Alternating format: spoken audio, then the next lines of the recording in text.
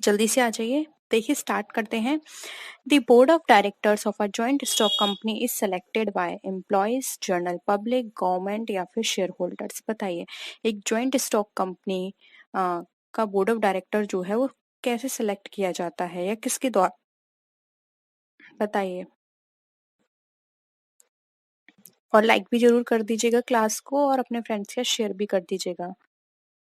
देखिए इसका जो यहाँ पे आंसर है वो है ऑप्शन डी, जो कि है शेयर होल्डर्स। ठीक है, share holders joint stock company के डायरेक्टर को अपॉइंट करते हैं, जिससे कि उन्हें पता चले कि जो भी कार्य कंपनी के अंदर किया जा रहा है काम, वो उसमें ट्रांसपेरेंसी है। क्योंकि अगर बोर्ड ऑफ डायरेक्टर्स जो अपॉइंट करेंगे अगर वो कंपनी के ही कमेटी के लोग करेंगे तो वहां पर क्या होगा, उनको ये लगा रहेगा शेयर होल्डर्स को कि वो उनके ही बायस होकर काम करेंगे, इसलिए वो शेयर होल्डर्स इनको अपॉइंट करते हैं, जिससे कि वो ट्रांसपेरेंसी रखे काम में और किसी से भी बायस ना हो। ठीक है। सेकंड है liability of a partner. Unlimited, limited to the extent of his share in profit, limited to the extent of his capital, limited to the extent of his share. बताइए क्या होगा इसका राइट आंसर।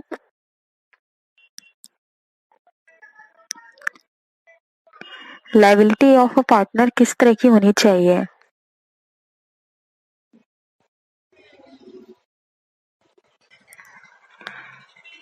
जल्दी से करिए answer. देखिए अगर हम एक पार्टनर की लायबिलिटी की बात करें तो यहाँ पर इसकी जो लायबिलिटी होती है वो अनलिमिटेड होती है।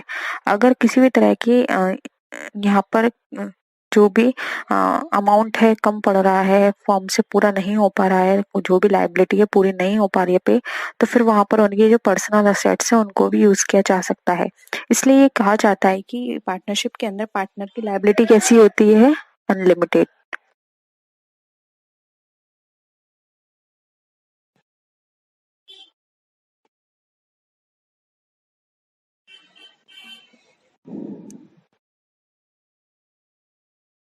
नेक्स्ट है which of the following concept has been propounded by F W. Taylor. Committee organisation, functional organisation, line and staff organisation या फिर लाइन ऑर्गेनाइजेशन। बताइए इसमें से कौन सा कॉन्सेप्ट है जो एफ.डब्ल्यू. टेलर ने दिया था? एग्जाम में ये पूछा गया है क्वेश्चन आपके।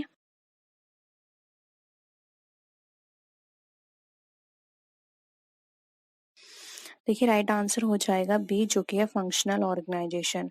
एफ.डब्ल्यू. टेलर ने दिया था ये फंक्शनल ऑर्गेनाइजेशन का कॉन्सेप्ट, जिसमें फंक्शंस के अकॉर्डिंग ऑर्गेनाइजेशंस बनती हैं और उस बेसिस पे काम किया जाता है। ठीक है। नेक्स्ट है SDRS यानी कि स्पेशल ड्राइंग राइट्स क्या है? एक लायबिलिटी है, पेपर गोल्ड है, असेट है या फिर इंटरनेशनल यूनिट ऑफ करेंसी है? बताइए।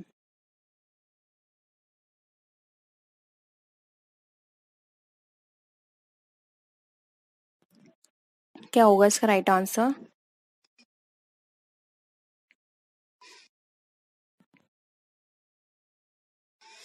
इसका राइट आंसर हो जाएगा बी, ये एक पेपर गोल्ड है। ठीक है। इसको रखा जाता है एज अ डिपॉजिट। जब भी हम बात करते हैं जो हमारी जो करेंसी छपती है तो वहां पर ये SDR रखा जाता है। ठीक है, यानी कि जहाँ हमारी करेंसी बनाई जाती है तब वहां पर इसको एज अ रिजर्व रखा जाता है।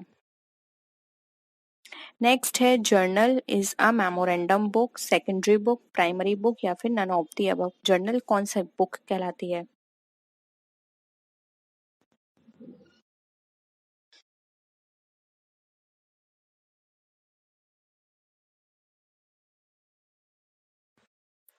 देखिए इसका राइट आंसर है सी, जर्नल जो होती है वो प्राइमरी बुक होती है। क्योंकि जब भी ट्रांजेक्शन्स होते हैं किसी फॉर्म के अंदर तो सबसे पहले जर्नल में रिकॉर्ड किए जाते हैं, उसके बाद फिर उनकी पोस्टिंग होती है लेजर में, फिर ट्रायल बैलेंस में, और फिर ट्रायल बैलेंस से बनता है प्रॉफिट एंड लॉस और बैलेंस शीट। ठीक है, तो ऑप्शन सी यहाँ पे हमारा राइट आंसर है। नेक्स्ट क्वेश्चन है बैंक रिकंसिलिएशन स्टेटमेंट इज। देखिए बैंक रिकंसिलिएशन स्टेटमेंट से क्वेश्चन बहुत आता है और ये सिर्फ 2 से 3 क्वेश्चन है जो कि घुमा घुमा के पूछे जाते हैं। एक है कि बैंक रिकंसिलिएशन स्टेटमेंट कौन प्रिपेयर करता है, इस तरह से क्वेश्चन आता है, लेकिन यहाँ पर ये है ऑप्शन में दे दिया, जैसे कि a part of cash book, a part of passbook, statement prepared by bank या फिर स्टेटमेंट प्रिपेयर्ड बाय कस्टमर। बताइए। तो देखिए बैंक रिकंसिलिएशन स्टेटमेंट की बात करें तो ऑप्शन डी राइट आंसर होगा, ये कस्टमर के द्वारा प्रिपेयर किया जाता है। जब नेक्स्ट है ऑडिटर इज एन, ऑडिटर क्या होता है? एम्प्लॉय होता है, एम्प्लॉयर होता है, इंडिपेंडेंट पर्सन या फिर अकाउंटेंट? बहुत अच्छे से आंसर करिएगा, थोड़ा सा आपको कंफ्यूजन करने के लिए यहाँ पे इस तरह के ऑप्शंस दिए हुए हैं, ठीक है।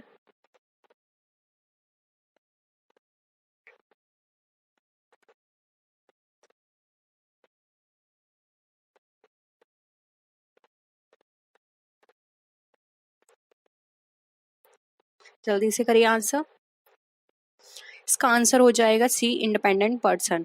देखिए, आप यहाँ पर एम्प्लॉय नहीं कर सकते, माना कि वहाँ पर एक इंटरनल ऑडिटर भी कंपनी में अपॉइंट किया जाता है, लेकिन फिर भी हम यही कहेंगे कि एक इंडिपेंडेंट पर्सन होता है, फिर वो चाहे वहाँ पे इंटरनली अपॉइंट किया गया हो या फिर एक्सटर्नली, ठीक है, या फिर वो डेली बेसिस पर यानी कि आप वहाँ पर पेड बेसिस पे किया गया हो या फिर वन टाइम बेसिस पे किया गया हो, वो इंडिपेंडेंट पर्सन ही कहलाएगा। क्योंकि वो यहाँ पर ये कहा जाता है कि कोई भी जो ऑडिटर होता है वो बाइस नहीं होना चाहिए, भले ही वो वहाँ से सैलरी ले रहा है लेकिन फिर भी उसको सारी चीज़ें ट्रांसपेरेंट शो करनी है, इसलिए वो एक इंडिपेंडेंट पर्सन होना चाहिए, इसलिए ऑप्शन सी यहाँ पे करेक्ट है। नेक्स्ट है which of the following is not included in current assets? Furniture, cash, business entries या फिर एडवांस पेमेंट्स?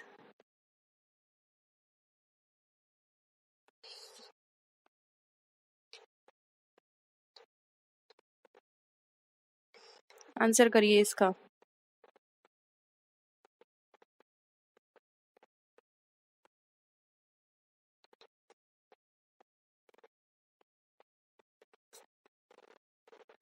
क्या लगता है आपको इसके अकॉर्डिंग, क्या इसमें करंट असेट्स में इंक्लूड नहीं होगा?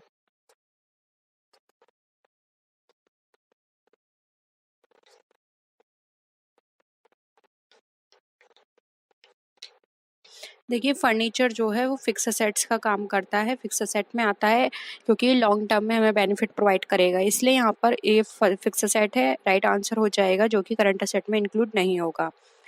नेक्स्ट है बैंक प्रोवाइड्स हाईएस्ट इंटरेस्ट। अब बैंक हाईएस्ट इंटरेस्ट हमें किस पे देती है? On current account, on saving, on fix account या फिर नन ऑफ दीज?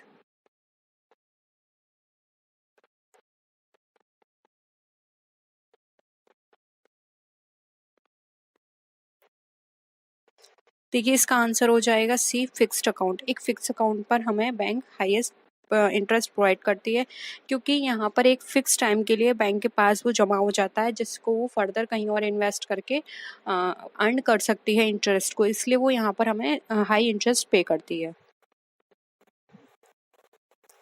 नेक्स्ट है account statement is prepared by seller, buyer, representative या फिर नन ऑफ दीज?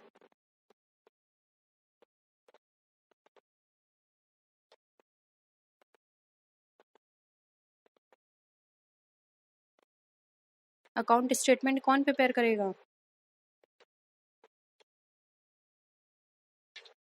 जल्दी से आंसर करिए।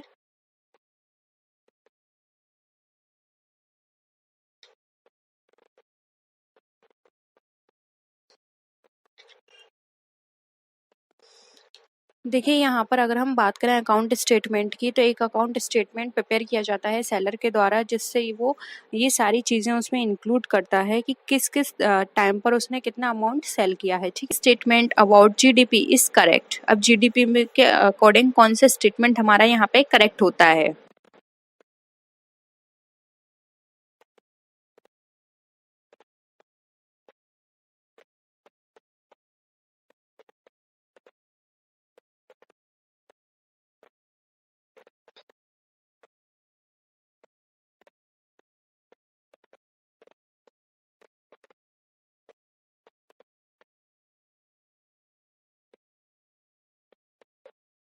जल्दी से बताइए।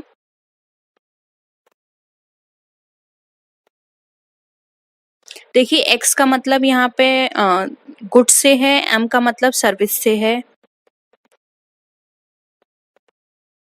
देखिए, राइट आंसर हो जाएगा डी। जब जीएनपी में से हम गुड्स एंड सर्विस, जो भी हमारी जो फाइनल गुड्स है और सर्विस है, वो जो उसका जो पूरा यहाँ पर कैलकुलेशन निकल कर आता है, यानी कि जीएनपी में से जितने भी हमने गुड्स यहाँ पर गुड्स की डीलिंग की है और जितनी भी सर्विस है उसको यहाँ पे प्रोड्यूस किया या उसकी डीलिंग की है एक अकाउंटिंग पीरियड में, अकाउंटिंग ईयर में, वो हम दोनों यहाँ पर, इसलिए यहाँ पर जो फाइनल हमारा आउटपुट निकल कर आता है वो हमारा जीडीपी बताया जाता है।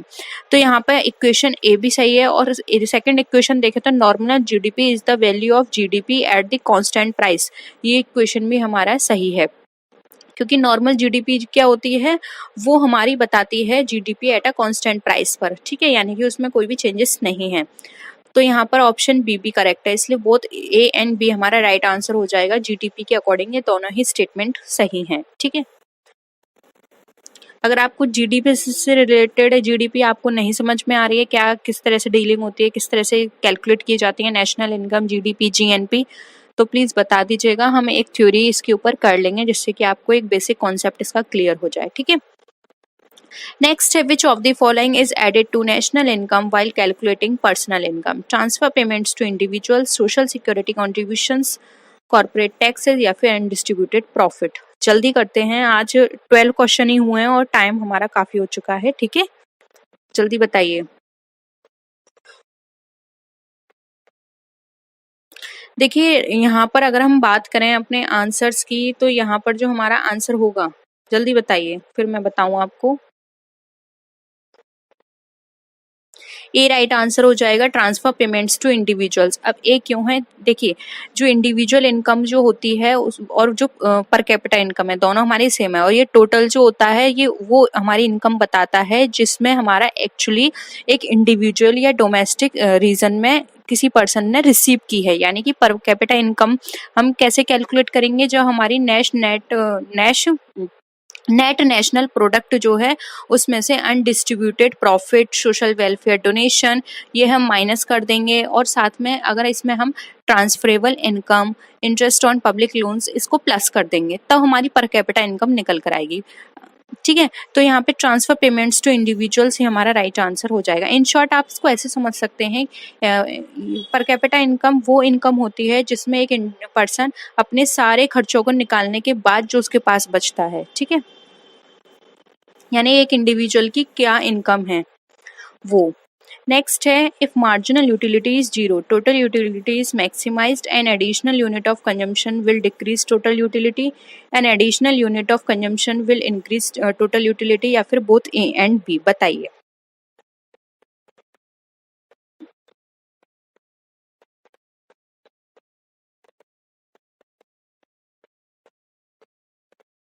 बहुत सिंपल है, बहुत बार डिस्कस कर चुके हैं, आंसर ए होगा। देखिए जब टोटल यूटिलिटी मैक्सिमाइज पहुंच जाती है तो हमारी मार्जिनल यूटिलिटी वहां जीरो होती है, ठीक है। नेक्स्ट है, which of the following is not the feature of oligopoly? इसमें से कौन सा ओलिगोपॉली का फीचर नहीं है?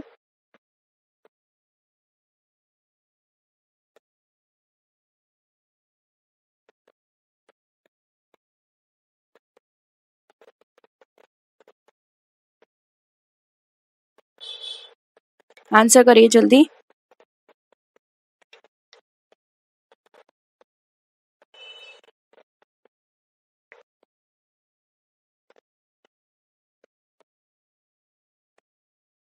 Small number of sellers, absence of mutual dependence of firm, possibility of firm forming cartel, या फिर all of the above?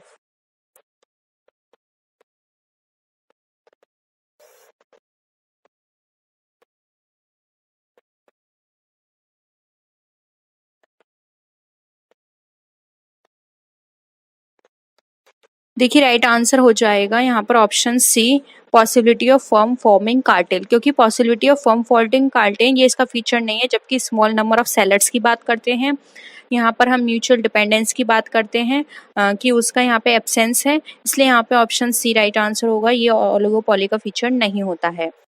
Next question पे आते हैं, according to law of diminishing marginal utility, total utility is at increasing is at a maximum with the first unit, second है increasing units of consumption increase the marginal utility, third है total utility will rise at a falling rate as more units are consumed, and fourth है हमारा marginal products will fall as more units are consumed, बताइए।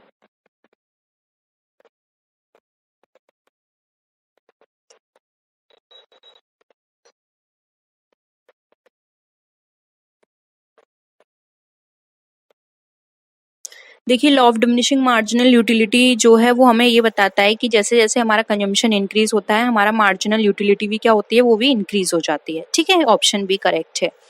Next है which of the following statement related to perfect competition is not correct.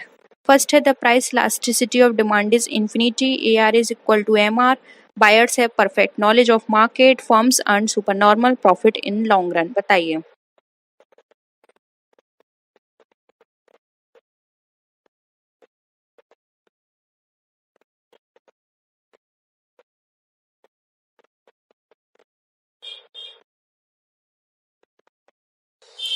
देखिए not correct की बात पूछी है तो ये ऑप्शन फोर्थ देखिए, firms earn super normal profit in long run. ये बिल्कुल गलत है क्योंकि देखिए परफेक्ट कंपटीशन के अंदर ये इस तरह का मार्केट होता है जहाँ पे नंबर ऑफ सेलर्स क्या होते हैं, नहीं होते, यानी कि नो नंबर ऑफ सेलर्स। इसलिए क्या होती है फर्म यहाँ पर लॉन्ग टर्म में प्रॉफिट, जो लॉन्ग टर्म प्रॉफिट होता है वो रिसीव नहीं कर पाते हैं। इसलिए यहाँ पे सुपर नॉर्मल प्रॉफिट की हम बात नहीं करेंगे। ऑप्शन डी यहाँ पे राइट आंसर हो जाएगा क्योंकि यहाँ पे नंबर ऑफ सेलर्स ही इतने नहीं है तो फर्म प्रॉफिट अर्न नहीं कर पाती हैं लॉन्ग रन में। ठीक है, तो ऑप्शन डी जो है यहाँ पे राइट आंसर हो जाएगा। नेक्स्ट है which of the following is a retail banking product? Domestic loan, domestic capital finance, corporate term loans या फिर इंफ्रास्ट्रक्चर फाइनेंस।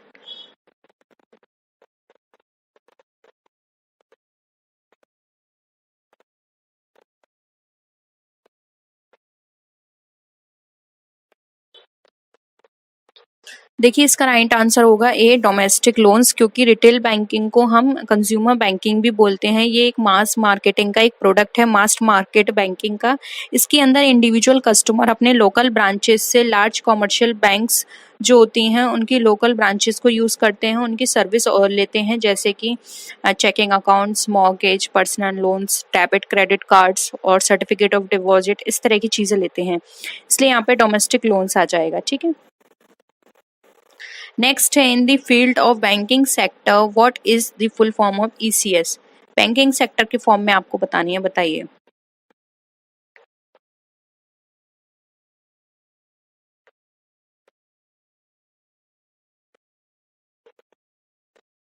क्या होगा इसका आंसर?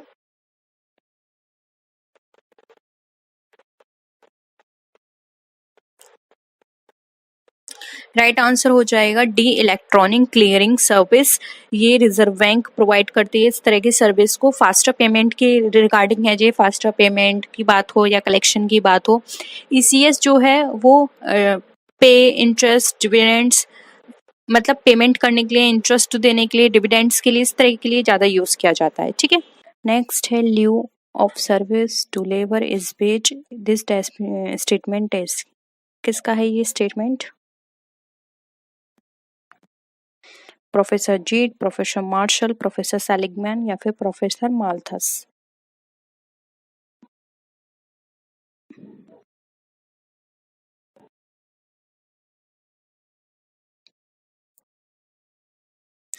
अगेन ये स्टेटमेंट भी दिया है प्रोफेसर मार्शल ने। ठीक है, नेक्स्ट है labour is an dash means of production, कैसा है? एक्टिव, इनएक्टिव, डायनेमिक या फिर नन ऑफ दिस।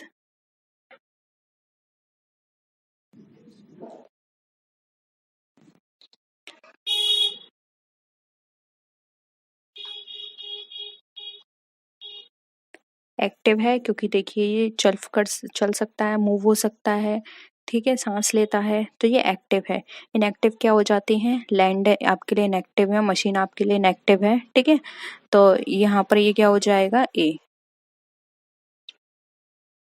नेक्स्ट है wages are the reward of which means of production. Wages किसको दी जाती है? लेबर को, रेंट को, बोथ ए एंड बी या फिर none of these.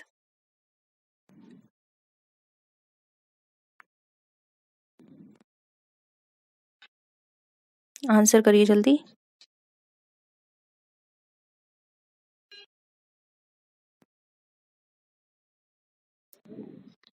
Wages provide की जाती है लेबर को, तो ये इसका मीन्स ऑफ प्रोडक्शन है। ठीक है,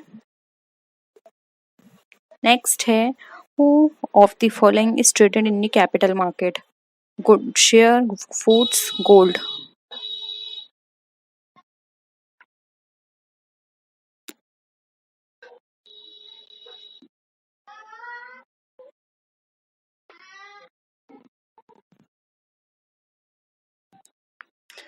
देखिए राइट आंसर हो जाएगा ए, जो कि है शेयर। शेयर और बॉन्ड ये हमारे यहाँ पर बेचे और खरीदे जाते हैं, ठीक है। शेयर्स हो गए, डिवेंचर्स हो गए।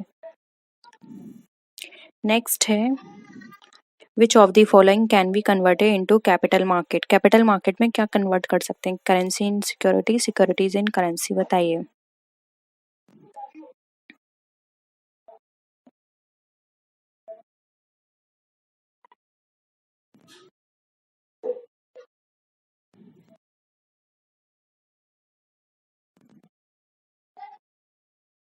देखिए राइट आंसर हो जाएगा यहाँ पे सी, जो कि है both A and B. Currency को हम एक्सचेंज कर सकते हैं, कन्वर्ट कर सकते हैं सिक्योरिटी के अंदर, या फिर अगर हम चाहें तो अपनी सिक्योरिटीज को कन्वर्ट करा सकते हैं करेंसी के अंदर। दोनों ही हमें फैसिलिटियाँ दी होती हैं, ठीक है। नेक्स्ट है functions of capital market. Flow of capital, arrange capital, transfer of securities, या फिर ऑल ऑफ दी अबव।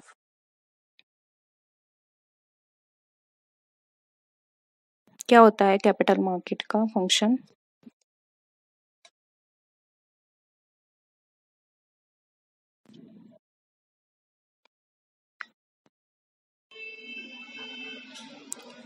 देखिए कैपिटल मार्केट में हम फ्लो भी कर सकते हैं, कैपिटल का अरेंज भी कर सकते हैं वहाँ से, क्योंकि कैपिटल क्रिएशन होता है हमारा, और ट्रांसफर ऑफ सिक्योरिटीज भी। इसलिए यहाँ पे ऑप्शन ए, हाँ, वो डी हमारा राइट आंसर हो जाएगा। नेक्स्ट है related to importance of capital market is. क्या होती है importance? Assistance in industrial development, increase in capital formation, dual role operation, या फिर ऑल ऑफ दी अबव।